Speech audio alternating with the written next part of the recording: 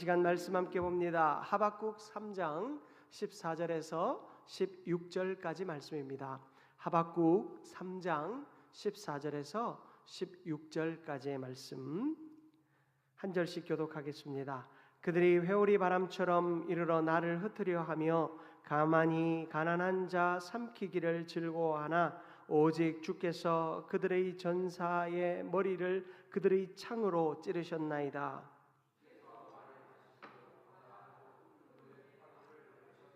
함께 읽습니다. 내가 들었으므로 내 창자가 흔들렸고 그 목소리로 말미암아 내 입술이 떨렸도다.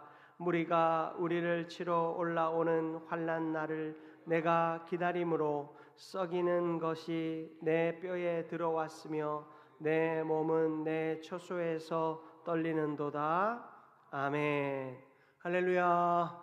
아멘. 오늘도 수요 생기예배 가운데 나오신 여러분을 환영하며 축복합니다. 우리 서로 바라보면서 이렇게 인사 한번 나눌까요? 잘 오셨습니다. 네, 한 번만 더 이렇게 인사 나눕시다. 두려움 속에서도 하나님을 기다리겠습니다. 아멘. 오늘 하박국 3장 14절에서 16절까지의 말씀을 통해 두려움 속에서도 하나님을 기다리는 믿음이라는 제목으로 함께 은혜 나누기를 원합니다. 믿음의 사람에게는 두 가지 오해가 있습니다. 하나는 믿음이 있으면 두려움이 없어야 한다라는 것입니다. 믿음이 있다면 두렵다면 믿음 없는 거야 라고 오해를 합니다. 또 하나는 두려움이 있다는 것은 믿음이 부족하다라는 증거다라는 것입니다. 네가 믿음이 강해?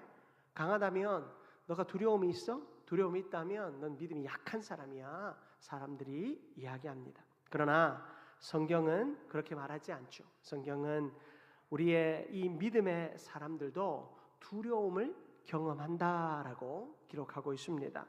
여러분 다윗을 기억해 보십시오. 자신을 죽이려는 사울을 피해서 적국 블레셋으로 도망쳤습니다. 정체가 탈로 날 위기에 처하자 그는 극심한 공포가 밀려옵니다. 죽을 것 같은 그 죽음 앞에 두려움이 너무나도 컸습니다. 살아남기 위해서 수염에 침을 질질 흘린 채 미친 짓 합니다. 성경에 보면 성문짝에 끄적였다고 돼 있는데 침에 걸린 노인이 자신의 배설물을 벽에 바르는 것처럼 묘사되어져 있습니다. 정말로 완전한 그 침에 걸려서 미친 사람으로 그들 앞에 있으니 당신은 나를 두려워할 필요가 없습니다. 미친 나를 죽이지 말아 주십시오 하는 그런 간절함이 여기에 묻어 있는 것을 봅니다. 여러분, 하나님께서 기름 부으신 자입니다. 한 나라의 왕이 될 사람입니다. 아니, 하나님으로부터는 이미 왕으로 인정받은 사람입니다. 그런데 그는 그 자신에게 닥쳐온 죽음의 위기 앞에서 극심한 두려움을 느꼈고 그는 바보, 미친 자의 흉내를 내고 있었던 것입니다. 한때 골리앗을 쓰러뜨렸던 위대한 용사였습니다. 죽음의 공포 앞에서는 그 위대함도 온데간데 없습니다. 온 몸을 떨며 비참하게 울부짖는 연약한 인간의 모습을 성경은 그리고 있습니다. 또 갈멜산에서 바알과 아세라 선지자 450명을 일시에 물리친 엘리야는 어떻습니까? 그는 그 기도로 하늘에서 불이 내리도록 한 사람이었습니다. 그러나 악한 여왕 이세벨이 내가 다음 날 아침이 밝기까지 내가 너 죽이겠다. 그 말 한마디에 그는 그 믿음의 영웅으로서의 모습을 다 잃어버렸습니다. 그 협박 앞에서 그는 목숨을 구걸하며 광야로 나갑니다. 그리고 그 광야에서 로뎀나무 아래에 엎드려 하나님께 고백합니다. 하나님, 넉넉합니다. 이제 내 생명 거두어 주옵소서. 넉넉하다는 게 뭡니까? 하나님, 내가 선지자로서 이 악한 왕과 왕비 그리고 이 악한 선지자들을 대항하여 하나님의 이 복음을 능력을 지키기 위해 너무 애를 썼고 하나님, 나 이제 너무 지칩니다. 하나님, 나 이 정도면 충분히 했습니다. 그냥 나 죽여주십시오. 하나님, 나 이렇게 살려두셔서 목숨 붙여주셔서 이렇게 고난을 당하며 하나님의 나라를 위해 싸우는 거, 하나님 나 이제 그만하고 싶습니다. 그는 하나님 앞에 극심한 우울감을 토로하고 있습니다. 영적인 거인조차도 밀려오는 이 두려움 앞에서 꼼짝 못합니다. 무기력하게 쓰러지는 것이 인간입니다. 제자들은 어떻습니까? 예수님의 제자들은 풍랑 속에서 두려워했습니다. 바다라고 하면 잔뼈가 굵은 곳입니다. 그곳에서 그들은 모든 것을 예측할 만큼 충분한 지식을 가졌습니다. 그러나 밤새 몰아치는 파도들 앞에서 자신들의 지식과 경험이 아무런 힘을 발휘할 수 없을 때 그들은 절망감에 사로잡힙니다. 그래서 주무시고 계시던 예수님을 급히 깨웁니다. 여러분, 예수님이 뭘 아시겠습니까? 예수님은 목수였습니다. 바다와는 상관이 없는 사람입니다. 그런데 그 주무시는 예수님을 깨워야 할 정도로 그들은 자신들의 경험과 지식이 철저하게 무기력하다라는 것을 깨닫고 있었습니다. 그 두려움 앞에서, 그 고통 앞에서 그들은 한없이 작아지고 있었습니다. 여러분, 믿음의 사람에게 두려움이 찾아오지 않을까요? 믿음의 사람에게도 두려움은 언제나 찾아옵니다. 두려움 속에서도 하나님을 바라보는 것이 믿음입니다. 여러분, 두려움이 없는 것이 믿음이 아니라, 두려움을 느끼지 못하는 것이 믿음이 아니라, 두려움 속에서도, 그 처절한 두려움 앞에서도 하나님만을 바라보는 것이 참 믿음인 줄 믿습니다. 오늘 본문에서 하박국은 바로 이런 모습을 우리에게 보여주고 있습니다. 오늘 말씀 통하여 참된 믿음의 자리에서 하나님 바라보는 우리 모두가 되기를 주님의 이름으로 축복합니다. 첫 번째로 살펴볼 것은, 하나님을 만난 사람은 자신의 연약함을 깨닫습니다. 여러분, 하나님을 깊이 만나면 만날수록 나의 연약함을 깨닫는 것이 진짜 믿음의 사람입니다. 하박국은 하나님이 악을 심판하시고 자기 백성을 구원하시는 장면을 바라봅니다. 여러분, 3장 14절 말씀을 한번 보십시오. 그들이 회오리 바람처럼 이르러 나를 흩으려 하며 가만히 가난한 자 삼키기를 즐거워하나 오직 주께서 그들의 전사의 머리를 그들의 창으로 찌르셨나이다. 하나님이 이 원수들의 힘을 꺾는 모습을 묘사하고 있습니다. 그리고 이어서 이렇게 말합니다. 15절, 주께서 말을 타시고 바다 곧 큰 물에 파도를 밟으셨나이다. 하나님은요, 그저 전쟁의 어떤 용맹스러운 용사의 모습을 넘어서 자연, 이 세상을 완전히 주무르시는 분으로 묘사하고 있습니다. 여러분, 하나님은 이 전쟁에서 자기 백성을 괴롭히는 자를 물리치실 뿐만 아니라 자기 백성을 깨어나게 하시는 분이십니다. 그리고 자기 백성을 위하여 친히 싸우시는 분이십니다. 우리는 흔히 하나님이 내 원수를 갚아주시고 하나님 때문에 내가 승리한다라고 단편적으로 생각합니다. 그래서 하나님이 그렇게 일하시는 것을 보면서 박수칩니다. 내가 힘들어하는 누군가를 물리치는 모습, 또 내 인생 속에 닥쳐온 어떤 시련과 고통의 문제를 싹 사라지게 하신 그 하나님을 바라보며 하나님 살아계셔 하고 박수칩니다. 하지만 하나님의 일하심이 너무나도 거대하고 두려울 때, 하나님이 일하시는 것은 확실한 것 같은데 하나님이 이 땅 가운데 역사하시는데 저 악인들만 어떻게 되는 것이 아니라 나까지 어떻게 될 것 같은 상황들을 만납니다. 여러분, 하나님이 대자연을 움직이셔서 어떤 폭풍을 몰아치게 하시고 큰 풍랑을 일으키실 때, 이 비바람과 풍랑과 홍수 속에서 저 나쁜 사람들 다 쓸어가셨으면 좋겠다, 나는 안전했으면 좋겠다. 하지만 하나님의 그 자연을 주무르시는 그 역사 앞에서 나까지 위협을 당하는 상황들을 만납니다. 세계 열방이 내 뜻대로 되어졌으면 좋겠고 다른 사람들은 다 고통당해도 나는 고통당하지 않았으면 좋겠는데 세계 열방이 어떤 문제들을 겪어 나아가고 이 나라 위정자들로 인하여 또 혹은 이 나라의 어떤 일들로 인해 악인들만 고통당하는 것이 아니라 우리도 똑같은 그 고통을 경험하게 될 때 여러분 우리는 어떻습니까? 그 하나님의 위험 앞에서 여전한 두려움에 서 있습니다. 여러분 하박국은요 지금 하나님의 구원을 보고 있지만 동시에 그 구원을 이루기 위해 이 땅 가운데 휘몰아치는 폭풍, 바로 심판의 폭풍도 목격하고 있습니다. 여러분 하나님의 위대하심이 커 보일수록 자신의 초라함과 무기력함은 더 크게 다가오는 법입니다. 여러분 내가 하나님 안에서 어떤 구원을 하나님께서 나의 삶에 어떤 필요를 채우시고 나의 어려움을 거두어 가기를 원하십니까? 그걸 위하여 간절히 기도할 때 하나님이 나만 딱 보호해 주시고 다른 사람들에게 큰 재앙을 내려주셨으면 좋겠는데 그렇지 않더라는 거예요. 모든 상황 속에서 어쩌면 더 큰 두려움과 더 큰 위협이 나를 찾아오기도 합니다. 분명히 이것은 승리의 현장인데 분명히 이것은 하나님이 일하시는 현장인데 그 속에서 나도 두렵고 떨림 가운데 있다라는 것입니다.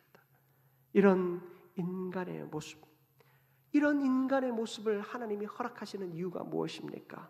바로 자기 자신의 연약함을 깨달으라는 것입니다. 여러분 하나님은 우리를 그저 평안의 자리에만 두지 않으십니다. 우리의 연약함과 우리의 죄악을 깨닫게 하기 위하여 그리고 하나님을 더 신뢰하기 위하여 하나님은 때로 의인을 폭풍의 자리로 내몰기도 하십니다. 그런 하나님 앞에서 여러분 나의 연약함을 먼저 발견할 수 있는 저와 여러분들 되시기를 바랍니다. 내 연약함을 발견해야 소망이 있는 것입니다. 여러분 우리가 복음을 전할 때 제일 힘든 것이 뭡니까? 당신이 죄인이다라는 것을 이해시키는 것이 제일 힘듭니다. 여러분 청소년들에게 이 세례를 주기 위해서 공부를 시켜보면요 청소년들에게 제일 먼저 여러분 세례를 받는다는 것은 예수님께 나의 모든 죄를 회개하고 내가 주님의 사람이다라는 것을 믿음으로 인정하는 것 아닙니까? 주님이 나를 구원하셨다. 모든 죄로부터 나를 씻으셨다라는 것을 고백하는 것이 이 구원의 고백 아닙니까? 그런데 그 아이들에게 네가 죄인이냐라고 물을 때 저는 죄인이 아니다라고 말할 수밖에 없습니다. 그 아이들이 살인을 저질렀습니까? 도둑질을 했습니까? 악한 행동을 했습니까? 교회에 나오는 아이들은 다 착한 애들입니다. 그런 아이들에게 네가 죄인이냐라고 물을 때 그들은 내가 죄인이 아닙니다 라고 말할 수밖에 없습니다. 그러나 그럼에도 불구하고 그들이 죄인임을 깨닫게 하는 것 하나님의 일하심이죠.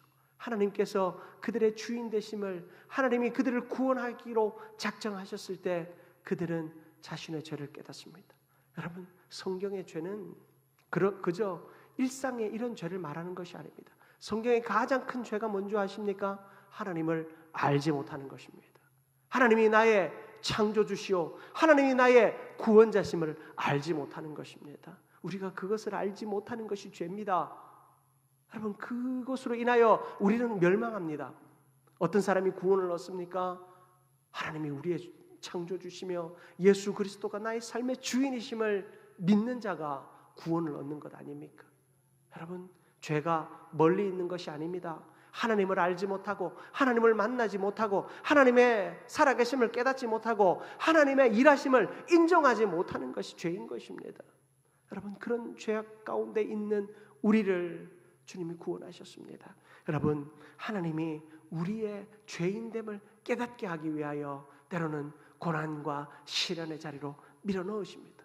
여러분 이 고난과 시련의 자리에서 하나님의 살아계심을 깨닫는 저와 여러분들 되시기를 주님의 이름으로 축복합니다.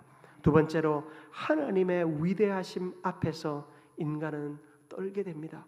여러분, 하박국 16절 3장 16절 말씀은 이 하박국의 귀한 고백을 들을 수 있습니다. 우리 같이 한번 읽어볼까요? 내가 들었으므로 내 창자가 흔들렸고 그 목소리로 말미암아 내 입술이 떨렸도다. 무리가 우리를 치러 올라오는 환난 날을 내가 기다림으로 썩이는 것이 내 뼈에 들어왔으며 내 몸은 내 처소에서 떨리는도다. 아멘. 여러분, 하박국은요 참 인간적인 모습으로 고백합니다. 하나님의 능력을 바라보며 온 몸이 떨린다라고 고백하고 있습니다. 여러분, 하박국 선지자는 지금 두려움을 느끼고 있습니다. 왜요? 하나님의 심판의 날이 다가오기 때문입니다. 그러나 중요한 사실은 무엇입니까? 하박국은 두려움 때문에 하나님을 떠나지 않았다라는 것입니다. 여러분, 이 땅 가운데 하나님의 심판의 날은 반드시 임합니다.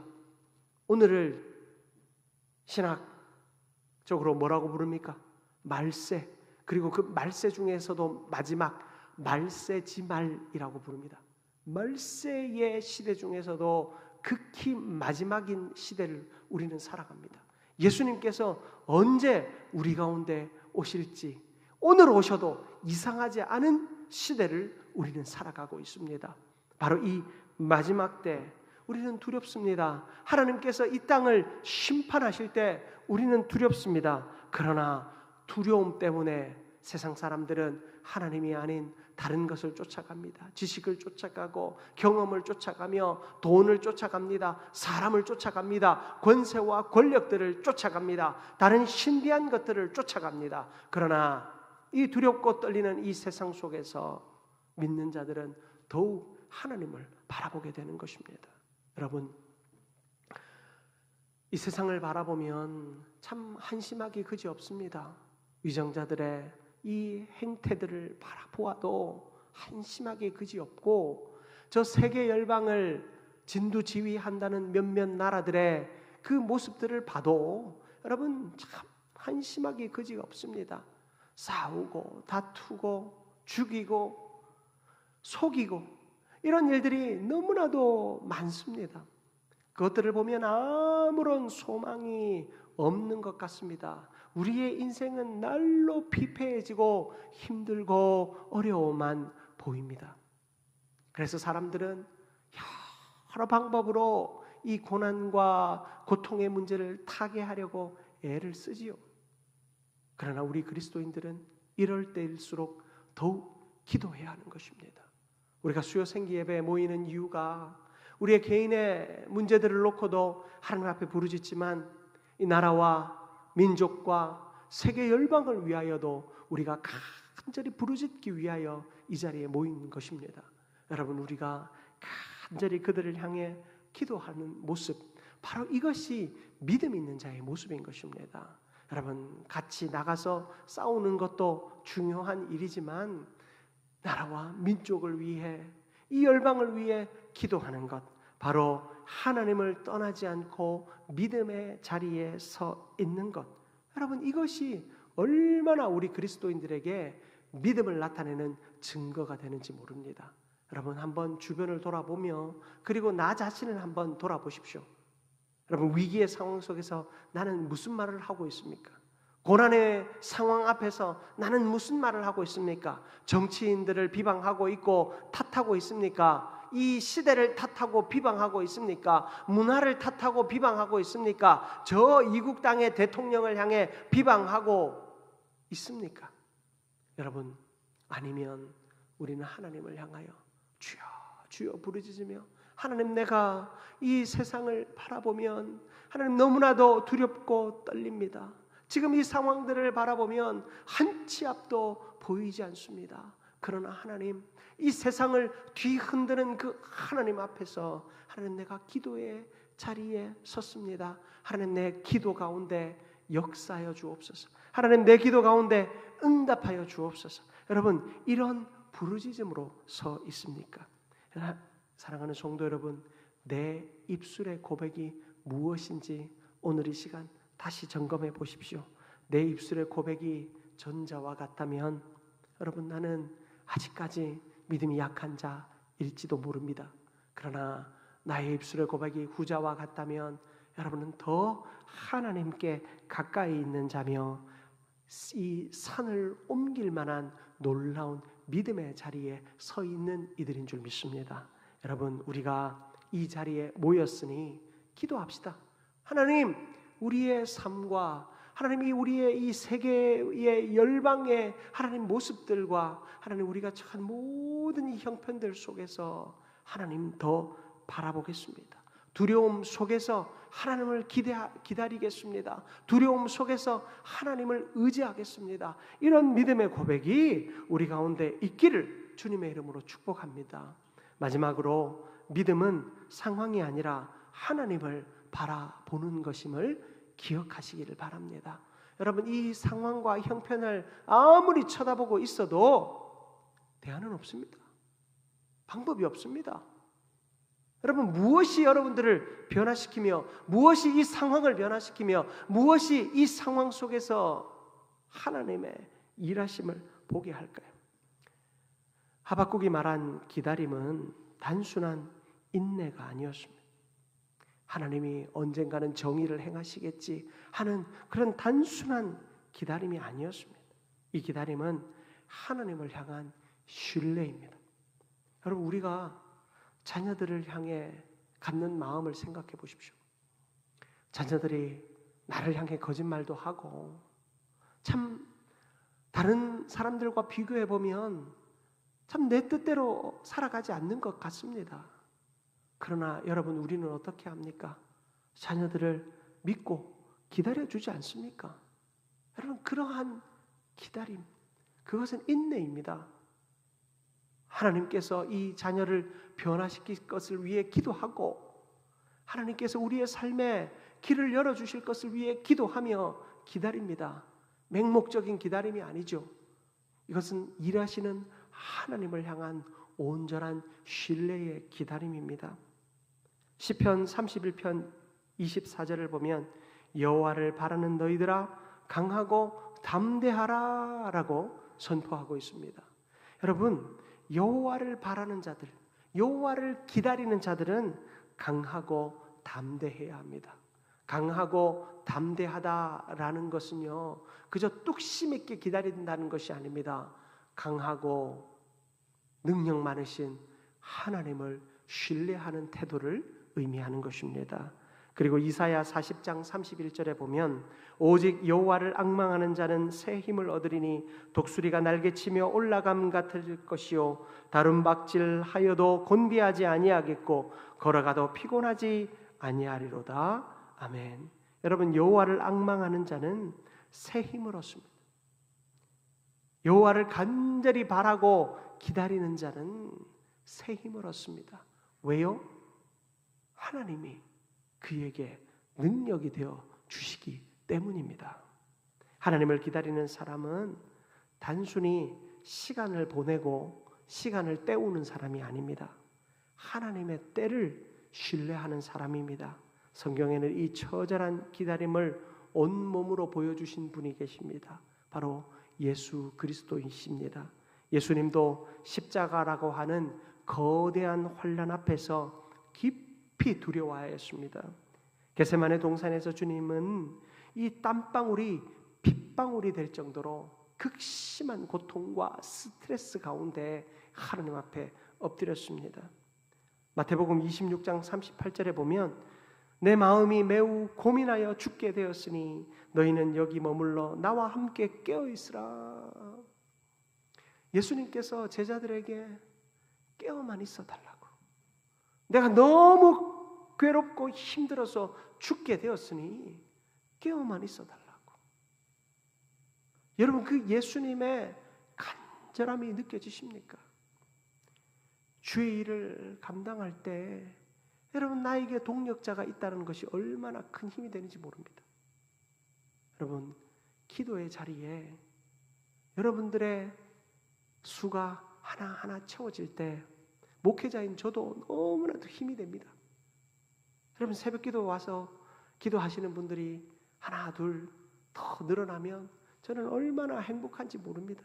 힘이 납니다. 오늘도 이렇게 수요 생기 예배 나오셔서 예배하는 여러분들을 보면 얼마나 힘이 나는지 몰라요. 예수님께서는 그 십자가라고 하는 그 극심한 고통의 자리를 앞두고 너무나도 많은 기도를 하나님 앞에 드릴 수밖에 없었습니다. 그러나 예수님마저도 누가 필요했습니까? 동력자들이 필요했습니다. 여러분, 우리가 함께 기도할 때 이 기도의 자리에서 하나님의 능력이 나타납니다. 기도의 자리에서 하나님의 역사가 나타납니다.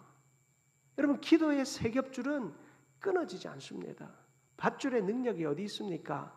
여러 줄이 함께 꼬여 있기 때문입니다. 여러분, 인터넷 하시죠?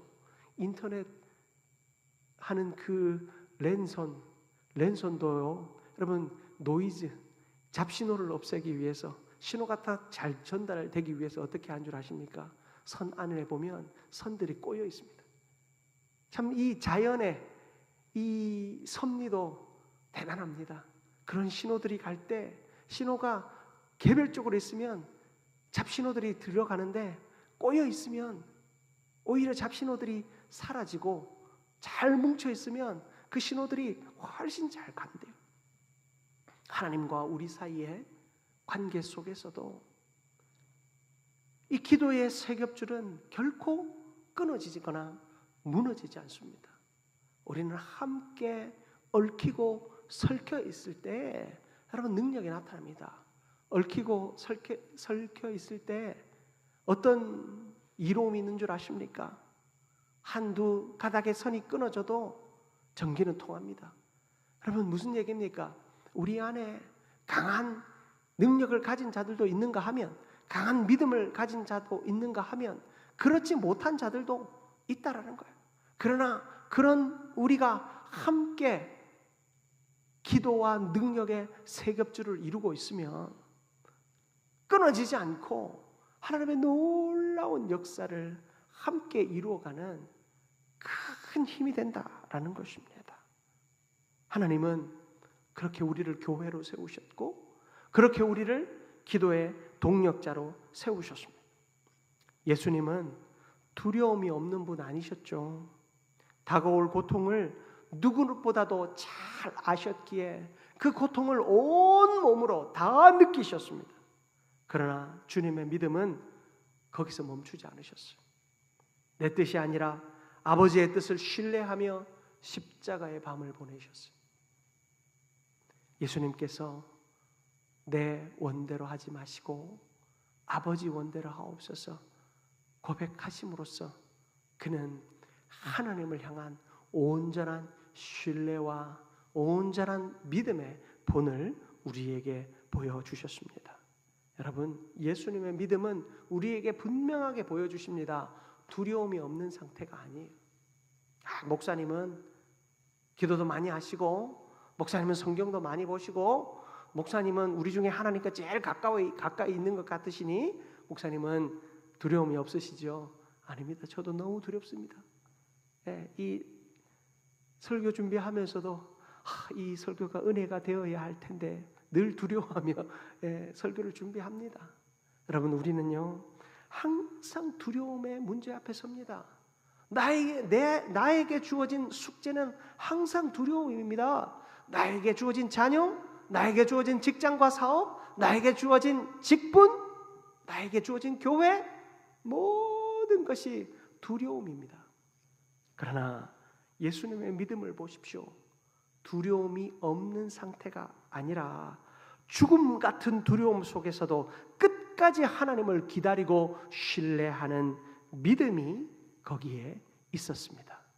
사랑하는 성도 여러분, 우리도 하나님을 신뢰하는 믿음을 잊지 마십시다. 세상 사람들이 다 겪는 문제 우리 다 겪습니다.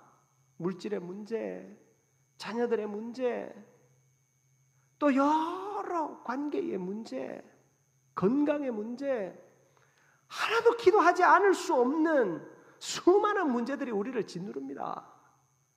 여러분, 그 짓누르는 문제가 없어서 좋은 것이 아니라 그 문제들 앞에서 우리가 하나님을 발견할 수 있을 때 하나님은 우리와 놀라운 기적의 역사를 이루시는 줄 믿습니다. 말씀 마무리하겠습니다. 여러분, 오늘 하박국 선지자는 하나님께서 심판해야 할 저 바벨론을 향한 하나님의 심판의 역사가 이스라엘과 자기 자신에게도 똑같은 영향을 미치고 있음을 봅니다. 하나님께서 이 세상을 뒤흔드실 때 저들만 흔들리고 두려우면 좋겠는데 우리도 덩달아 두렵고 아프고 힘이 든 거예요. 그런 문제 앞에서 그는 그 바벨론과는 다른 선택을 했습니다. 바벨론은 두려워 떨며 도망쳤습니다. 자기 신들을 의지했습니다. 자기의 힘과 권세와 권력을 의지했습니다. 그러나 하박국은 하나님을 더 붙들었습니다. 두렵고 떨리는 그 상황 속에서 하나님을 더 의지했습니다. 하나님을 더 바라보았습니다. 두려움 속에서 하나님을 기다렸습니다. 우리가 잘 아는 시편 46편 10절, 이르시기를 너희는 가만히 있어 내가 하느님됨을 알지어다. 내가 문나라 중에서 높임을 받으리라. 내가 세계 중에서 높임을 받으리라 하시도다. 아멘. 하나님께서 우리에게 너희는 가만히 있어 내가 하느님됨을 알아라. 여러분, 하나님이 하나님 되심을 우리는 언제 아는 줄 아십니까? 행복하고 즐거울 때요? 아니요. 그때는 내 힘과 능력이 최고조에 달했다라고 자부합니다. 어리석지요. 우리는 하나님이 우리를 풍랑 가운데 밀어넣으실 때 비로소 하나님의 하나님 되심을 깨닫게 됩니다. 거기서 우리가 하나님을 바라보아야 합니다. 하나님께 집중해야 합니다. 여러분, 베드로가 물 위를 걷는 기적을 행하지 않았습니까?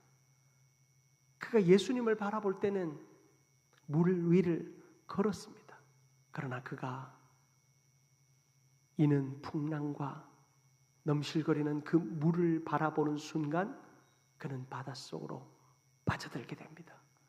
예수님께서 그 손을 잡고 끌어올리심으로 그는 살아났습니다. 사랑하는 성도 여러분, 하나님을 바라볼 때 우리에게 진짜 믿음과 힘이 생깁니다. 세상의 문제들과 환경들을 바라보면 우리는 그 속에 빠져들고 함몰되어질 수밖에 없습니다. 다시 주님의 손을 붙잡고 일어나야 합니다. 그러나 하나님을 바라볼 때, 하나님을 온전히 의지할 때 여러분, 우리 속에 내가 감당치 못할, 내가 이해하지 못할 놀라운 신비가 나의 삶을 통해 나타나게 될 것입니다. 오늘도 기도하며 하나님을 온전히 바라보십시다. 하나님을 온전히 바라보며 하나님께서 우리에게 행하실 일들을 온전히 믿음으로 이루어가는 우리 모두가 되기를 주님의 이름으로 축복합니다.